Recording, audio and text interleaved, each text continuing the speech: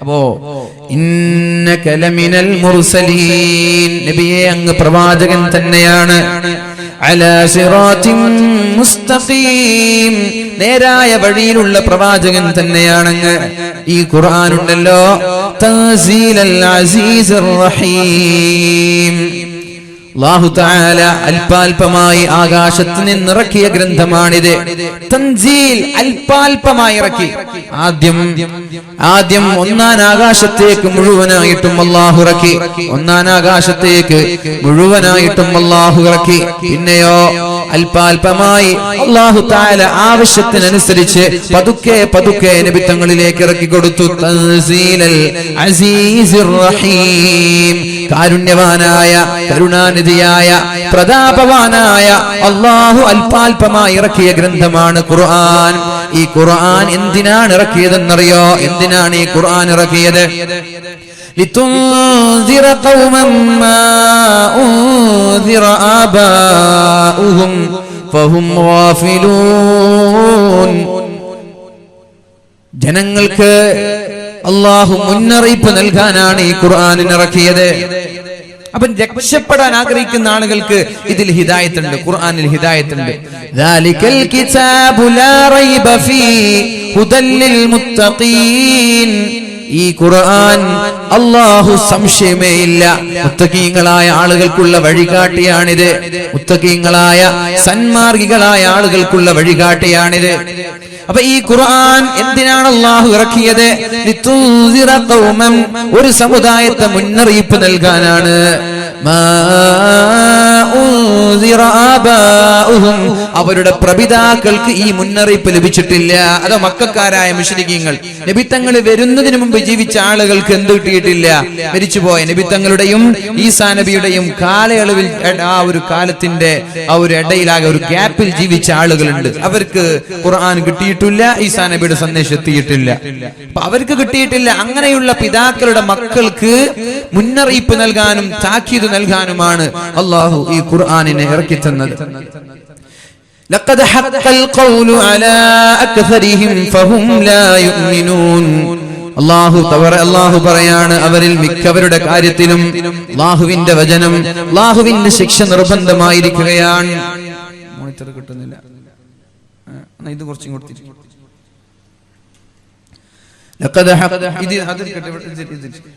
لقد حق القول على أكثرهم فهم لا يؤمنون. അതിൽ സൗണ്ട് ഇല്ല. لقد حق القول على أكثرهم فهم لا يؤمنون.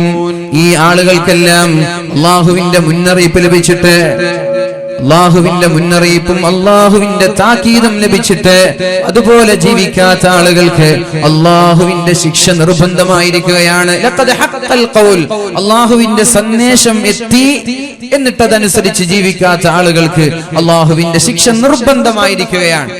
ഇന്നാ ജഅൽനാ ഫീ അഅനാഖിഹിം മഗ്ലാല ഫഹിയ ഇലൽ അദ്ഖാനി ഫഹും മുഖ്മഹൂൻ, അവരുടെ കഴുത്തിൽ നാം ചങ്ങലകൾ ഇട്ടിട്ടുണ്ട്. ഇന്നാ ജഅൽനാ ഫീ അഅനാഖിഹിം, അവരുടെ കഴുത്തിൽ ഞാൻ ചങ്ങലകൾ ഇട്ടിട്ടുണ്ട്. എന്തിന്? കൈയോടുകൂടി ആമം വെക്കാൻ, അവരുടെ കൈകളെ ബന്ധിച്ച് കഴുത്തിലേക്ക് ചേർത്ത് വെക്കാൻ, അവരുടെ കൈകളെ കഴുത്തിലേക്ക് ചേർത്ത് ചങ്ങലയിട്ട് ബന്ധിക്കാൻ വേണ്ടി അവരുടെ കഴുത്തിൽ ഞാനൊരു ചങ്ങലയിട്ടിട്ടുണ്ട്. ഫഹിയ ഇലൽ അദ്ഖാനി ഫഹും മുഖ്മഹൂൻ, അവർക്ക് അങ്ങനെ ചങ്ങലകൾ, കൈയും ചങ്ങലയും കഴുത്തിൽ ബന്ധിക്കുമ്പോ അവരുടെ തല താഴ്ത്താൻ കഴിയാത്ത രീതിയിൽ മുകളിലേക്ക് തന്നെ നോക്കേണ്ട അവസ്ഥ അവർക്കുണ്ടാകും. ആ രീതിയിൽ ഞാൻ അവരെ ചങ്ങലകൾ കൊണ്ട് ബന്ധിക്കുകയാണെന്ന് അല്ലാഹു നമ്മോട് പറയുന്നുണ്ട്. അല്ലാഹുവിനെ കൊണ്ട് വിശ്വസിക്കാതെ അവിശ്വസിച്ച് നടക്കുന്ന ആളുകൾ, അവർക്ക് അല്ലാഹു നാളെ കഴുത്തിലേക്ക് കൈകളെ കൂട്ടിച്ചേർത്ത് ചങ്ങലകൾ കൊണ്ട് ബന്ധിക്കുമെന്ന് പരിശുദ്ധ ഖുർആൻ പറയുകയാണ്. وجعلنا من بين أيديهم سدا ومن خلفهم سدا, അവരുടെ മുന്നിലും അവരുടെ പിന്നിലും ഞാനൊരു തടസ്സമുണ്ടാക്കി കൊടുത്തു. വജഅൽനാ, വജഅൽനാ മിൻ ബൈനി ഐദീഹിം സദ്ദാ അവരുടെ മുന്നിൽ ഞാനൊരു തടസ്സമിട്ട് കൊടുത്തു വമിൻ ഖൽഫിഹിം സദ്ദാ അവരുടെ പിന്നിലും ഞാനൊരു തടസ്സമിട്ട് കൊടുത്തു അങ്ങനെ ഫഅഗ്ശൈനാഹും ഫഹും ലാ യുബ്സിറൂൻ അവരെ ഞാൻ മൂടിക്കളഞ്ഞു അവർക്കൊന്നും തിരിയുന്നില്ല അല്ലാഹുവിന്റെ ഹബീബായ റസൂലുള്ളാഹി സ്വല്ലല്ലാഹു അലൈഹി വസല്ലമ തങ്ങളെ വധിക്കാൻ വേണ്ടി മക്കക്കാരായ മുശ്രിക്കീങ്ങൾ വീട് വളഞ്ഞത് ഓർമ്മയുണ്ടല്ലോ അല്ലേ നബി തങ്ങളെ വധിക്കാൻ വേണ്ടി മക്കക്കാരായ മുശ്രിക്കീങ്ങൾ വീട് വളഞ്ഞു ചെറിയൊരു വീടാണ് നബി തങ്ങളുടേത് ഇതുപോലെയുള്ള ചെറിയൊരു വീട് ആ വീടിൽ അലി തങ്ങളും നബി തങ്ങളും രാത്രി കിടന്നുറങ്ങുകയാണ് മക്കക്കാരായ മുസ്ലിമീങ്ങൾ എല്ലാവരും മദീനയിലെത്തി അലി തങ്ങള് സിദ്ദീഖ് തങ്ങൾ നബി തങ്ങൾ വിരലിലെണ്ണാവുന്ന 4 or 5 മുസ്ലിമീങ്ങളാണ് മക്കയിലുള്ളത് ആട്ടി ഓടിക്കുകയാണ് എല്ലാവരും മദീനയിലെത്തി 4 or 5 ആളുകളാണ് മുസ്ലിമീങ്ങളായി മക്കയിലുള്ളത് നബി തങ്ങളെ വധിക്കാൻ ലഭിച്ച സുവർണ അവസരമാണ് ആരും ചെറുക്കാനോ തടയാനോ ആരും ഉണ്ടാവൂല നബി തങ്ങളെ അന്വേഷിച്ചു അവസാനം അവർക്ക് മനസ്സിലായി നബി തങ്ങളുടെ വീടിൽ ഉറങ്ങുന്നുണ്ട് എന്ന് ഉരുപ്പിടിച്ച വാളുമായി ഒരു കൂട്ടം ശത്രുക്കൾ നബി തങ്ങളുടെ വീട് വളഞ്ഞു ഇതൊരു വീടാണെങ്കിൽ ഈ സ്റ്റേജിന്റെ ചുറ്റുഭാഗങ്ങളിൽ 2-3 ആളുകൾ ഫ്രണ്ടില് ബാക്കില് സൈഡില് എല്ലാമായി ഉരുപ്പിടിച്ച വാളുമായി നബി തങ്ങളെ വധിക്കാൻ വേണ്ടി കാത്തിരുന്നു വധിക്കുന്ന ആളുകൾക്ക് 100 ഒട്ടകമാണ് ഒരു ഒട്ടകം എന്ന് പറയുമ്പോ ഏകദേശം ഇന്നത്തെ ഒരു 4 ലക്ഷം രൂപയ്ക്ക് വില ഉണ്ടാകും 4 or 5 ലക്ഷം രൂപ വിലയുള്ള ഒരു ഒട്ടകത്തിന് അപ്പോൾ 100 ഒട്ടകമാകുമ്പോ 5 കോടി രൂപയാണ് 5 കോടി രൂപയാണ് ഇനാം പ്രഖ്യാപിച്ചിട്ടുള്ളത്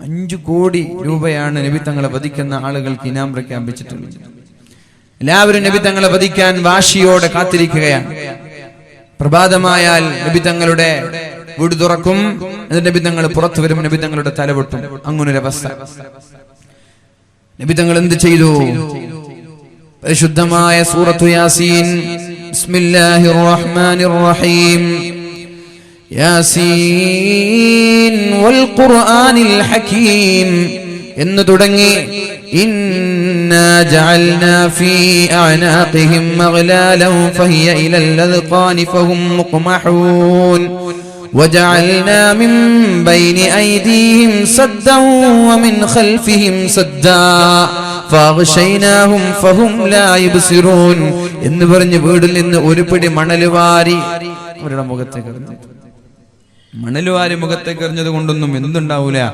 കണ്ണ് കാണാത്ത അവസ്ഥ ഒന്നും ഉണ്ടാവൂല എന്നാൽ അവരിങ്ങനെ കണ്ണ് ചിമ്മി തുറക്കുമ്പോഴേക്കും നബി തങ്ങൾ അവരുടെ മുന്നിലൂടെ ഇടയിലൂടെ പോയി രക്ഷപ്പെട്ടു ഇവർക്കത് അറിഞ്ഞിട്ടില്ല അവരിങ്ങനെ കാത്തിരിക്കുകയാണ് നബി തങ്ങൾ ഇവിടെ ഉണ്ട് എന്ന് വിചാരിച്ചിട്ട്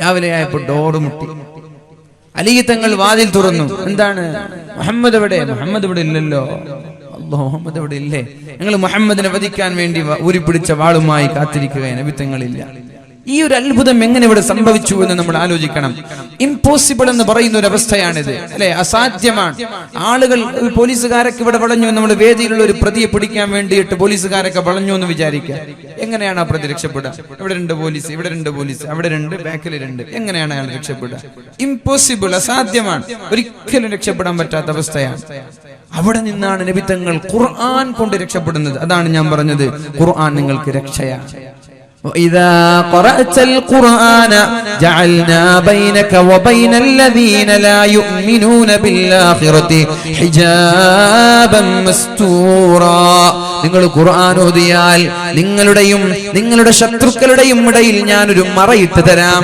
ഹിഡൻ സ്ക്രീൻ ഹിജാബൻ മസ്തൂറ ഒരു ഹിഡൻ സ്ക്രീൻ അറിയൂല ഒരു മറ ശത്രുക്കൾ ആക്രമിക്കാൻ വന്നാൽ ഖുർആൻ ഓതുന്ന ആളാണോ വല്ലാഹു ഒരു മറയിട്ട് നബി തങ്ങളെ വധിക്കാൻ വേണ്ടി ഉമ്മു ജമീൽ എന്ന് പറയുന്ന അബൂലഹബിന്റെ ഭാര്യ കൂർത്ത കല്ലുമായി കടന്നു വന്നിട്ടുണ്ടല്ലോ സിദ്ദീഖ് തങ്ങൾ പറഞ്ഞു നബിയെ കാര്യം അപകടത്തിലാണ് നബി തങ്ങൾ പറഞ്ഞു അവൾ എന്നെ കാണൂല ഐന സാഹിബ് എവിടെ നിന്റെ ചങ്ങാതി എന്തിനാ നിന്റെ ചങ്ങാതി എന്നെ ആക്ഷേപിച്ചിട്ടുണ്ടല്ലോ എന്താക്ഷേപിച്ചു എന്നെയും എന്റെ ഭർത്താവിനെയും എന്റെ മക്കളെയും തബ്ബത് യദാ അബീ ലഹബിൻ വതബ് നശിച്ചു എന്ന് പറഞ്ഞ് ആക്ഷേപിച്ചിട്ടുണ്ടല്ലോ എന്റെ ചങ്ങാതി ആക്ഷേപിച്ചിട്ടില്ല ആക്ഷേപിച്ചത് റബ്ബാണ് അല്ലാഹുവാണ് അവനോട് പറഞ്ഞേക്കണേ ഞാൻ മക്കയിലെ ഏറ്റവും ഉന്നത തറവാട്ടുകാരിയാണ് എന്നോട് കളി വേണ്ടെന്ന് പറഞ്ഞേക്കണേ എന്ന് പറഞ്ഞിട്ട് പെണ്ണുപോയി നബി തങ്ങളോട് ഇരിക്കാണ് കണ്ടിട്ടില്ല ഇഷ്ടം പോലെ സംഭവങ്ങൾ. അപ്പൊ നിങ്ങൾ ഖുർആൻ ഓതിയാൽ ജഅൽനാ ബൈനക വബൈനൽ ലദീന ലാ യുഅ്മിനൂന ബിൽ ആഖിറതി ഹിജാബൻ മസ്തൂറാ. നിങ്ങളുടെയും നിങ്ങൾ ആക്രമിക്കാൻ വരുന്ന ആളുകൾ കണ്ണേർ വെക്കുകയാണ്, ആളുകൾ സിഹർ വെക്കുകയാണ്, ആളുകൾ നിങ്ങൾക്ക് മാരണം ചെയ്യുകയാണ്, നിങ്ങളെ നശിപ്പിക്കാൻ വേണ്ടി ആളുകൾ പദ്ധതി ആവിഷ്കരിക്കുകയാണ്. പക്ഷേ ഖുർആൻ ഓതുന്ന ആളുകളാണെങ്കിൽ അവരെ അല്ലാഹു സംരക്ഷിക്കുമെന്നാണ് പരിശുദ്ധ റസൂലുൽ പരിശുദ്ധ ഖുർആൻ നമ്മോട് പറയുന്നത്. അതുകൊണ്ട് ഖുർആൻ നമ്മൾ മുറുകെ പിടിക്കണം. അല്ലാഹു തൗഫീഖ് നൽകട്ടെ, അല്ലാഹു തൗഫീഖ് നൽകട്ടെ. ആണ് നമ്മൾ പറഞ്ഞു വരുന്നത് പരിശുദ്ധമായ ഖുർആൻ അല്ലാഹു ഇറക്കിയത് നന്മ കൽപ്പിക്കാനും തിന്മ തടയാനുമാണ്. നന്മ കൽപ്പിക്കാനും തിന്മ തടയാനുമാണ്. കുന്തും ഖൈറ ഉമ്മത്തിൻ ഉഖ്രിജത് ലിന്നാസ്. നിങ്ങളാണ് സമുദായത്തിലെ, ലോകത്തിലെ ഏറ്റവും നല്ല സമുദായക്കാർ, ഏറ്റവും നല്ല മതക്കാർ നിങ്ങളാണ്. എപ്പോഴാണത്? നമ്മൾക്ക് അല്ലാഹു നല്ലൊരു സർട്ടിഫിക്കറ്റ് നൽകിയിട്ടുണ്ട്. എന്ത്? പിന്നെ നല്ല സ്വഭാവത്തിന്റെ സർട്ടിഫിക്കറ്റ്. എപ്പോഴാണ് നിങ്ങൾ പരസ്പരം മുസ്ലിമീങ്ങൾ ഒരാളെ കാണുമ്പോൾ, അയാളൊരു തെറ്റ് കാണുമ്പോൾ നിങ്ങൾ പറയണേ അത് ചെയ്യല്ല, അയാളൊരു തെറ്റ് കാണുമ്പോൾ ചെയ്യല്ല എന്ന് പറയണം.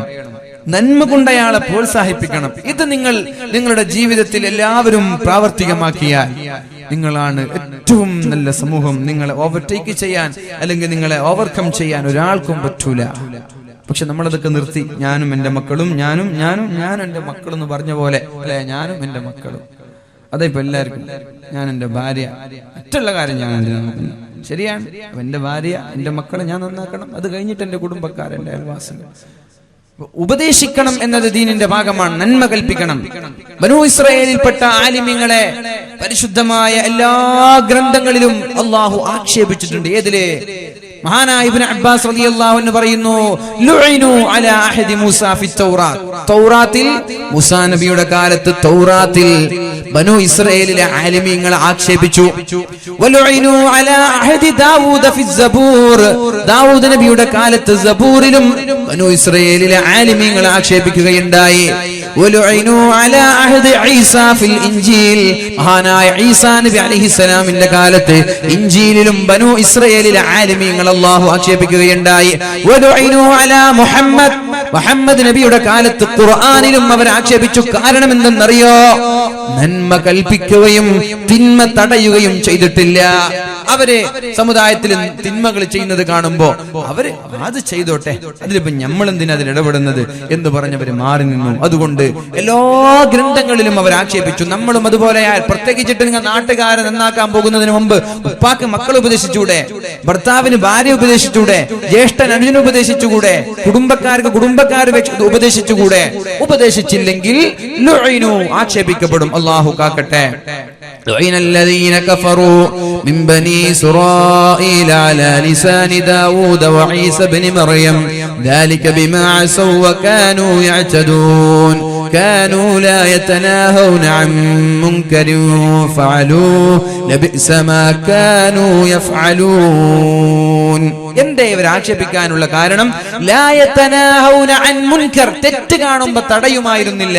അപ്പൊ മക്കളിൽ തെറ്റ് കണ്ടാൽ, ക്രോപ്പ് ചെയ്യുന്ന മക്കളെ കണ്ടാൽ അത് തടയൽ ഉപ്പയുടെ ബാധ്യതയാണ്. രാത്രി വീട്ടിലേക്ക് വരാത്ത മക്കളെ കാണുമ്പോൾ അത് ചെറുക്കേണ്ടത് ഉപ്പയുടെ ബാധ്യതയാണ്.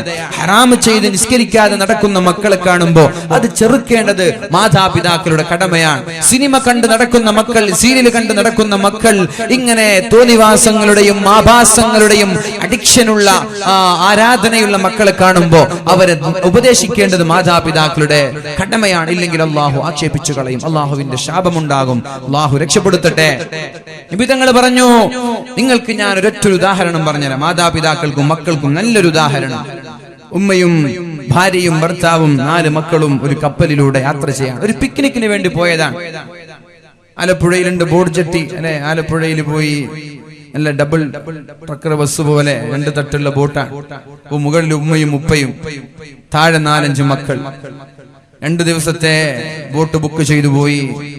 ഇവർക്ക് വെള്ളം കുടിക്കേണ്ട സമയത്ത് താഴെയുള്ള മക്കൾ എന്ത് ചെയ്യും? മുകളിലുള്ള ഉമ്മയുടെയും ഉപ്പയുടെ അടുത്ത് വന്നിട്ട് ഉമ്മ വെള്ളം വേണം കുടിക്കാൻ, അല്ലെങ്കിൽ ആവശ്യമുള്ള സമയത്ത് മുകളിൽ വന്നിട്ട് അവർ വെള്ളം ചോദിക്കുകയാണ്.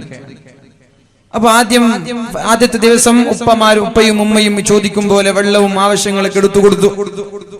പിന്നെ മക്കൾ താഴെ നിന്നിട്ട് ചർച്ച ചെയ്തു, 4-5 മക്കൾ, നമ്മൾ എന്തിനെപ്പോഴും മുകളിൽ പോയി ഉപ്പയെയും ഉമ്മയെയും ബുദ്ധിമുട്ടിക്കുന്നത്? അവരേതായാലും വയസ്സാകാലത്ത് എൻജോയ് ചെയ്തോട്ടെ അല്ലെ? ഈ പ്രായകാലത്ത് നമ്മൾ എന്തിനാ അവർ വെറുതെ ബുദ്ധിമുട്ടാക്കുന്നത്? അവരെന്തിനാ ദ്രോഹിക്കുന്നത്? നമ്മൾക്കൊരു കാര്യം ചെയ്യാം, ഈ ബോട്ടിന്റെ താഴെ നമ്മളൊരു ഹോൾസ് ഉണ്ടാക്കി, ഒരു ദ്വാരമുണ്ടാക്കി, അതിലൂടെ വരുന്ന വെള്ളം നമ്മൾ കുടിച്ചാ പോരെ?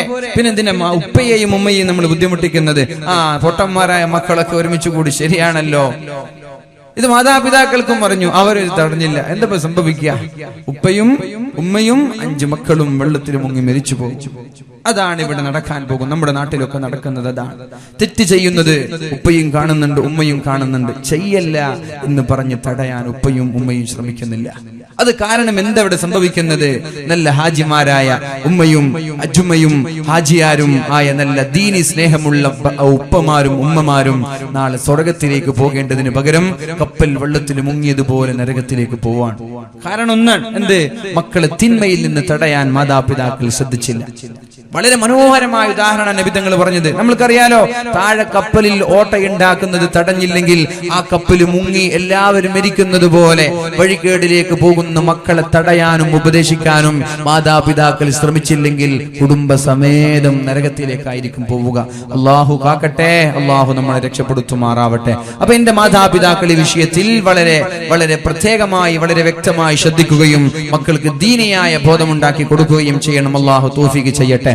അള്ളാഹു ഖുർആൻ നമ്മളിലേക്ക് പറഞ്ഞയച്ചത് നന്മ കൽപ്പിക്കാനും തിന്മ തടയാനുമാണ്. ഖുർആൻ കൊണ്ട് ജീവിക്കണം, അള്ളാഹു അതേപോലെ ജീവിക്കാനും അതിലടിസ്ഥാനമായി മരിക്കാനും തൗഫീഖ് ചെയ്യട്ടെ.